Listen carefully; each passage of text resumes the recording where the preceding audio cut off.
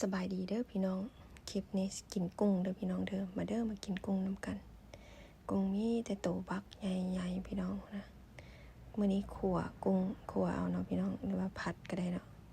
ผัดใส่มันใส่หยังเนาะเบิ่งโตตุ้ยใหญ่ๆเลยเตรียมกินแล้วบัดนี้พี่น้องเบิ่งพุ่นนะตัวใดก็มีแต่โตตุ้ยใหญ่ๆนะแกะก็ยากๆแน่เลยพี่น้องกุ้งตัวแบบนี่มันคล้ายๆแบบ lobster เนาะว่ากุ้งถ้าเป็นกุ้งถอยหลังมันจะบ่แข็งปานนี้เนาะอันนี้เปลือกมันแข็งนะเพื่อสิแกะได้ตอนใหญ่เบ้อเลยจำกับเจียวส้มก็ใส่กล่องน้อย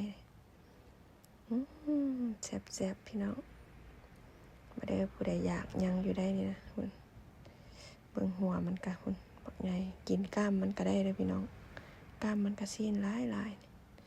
ขอกินน้ำมันหัวมันจักบาทนึงของโปรดได้นะน้ำมันหัวนะแซ่บมันคักใจกินทั้งมันทั้งอย่างพอใส่มันกับหอมบัวใหญ่นะปุ่นนะเพื่อสิแกะได้แต่ละตัวเป็นธรรมดา มันแข็งเกินแข็งว่าพี่น้องหักสิ้นหลายเพราะมันโตใหญ่เลยเนาะว่าสิเฮ็ดลาบกุ้งกินซะ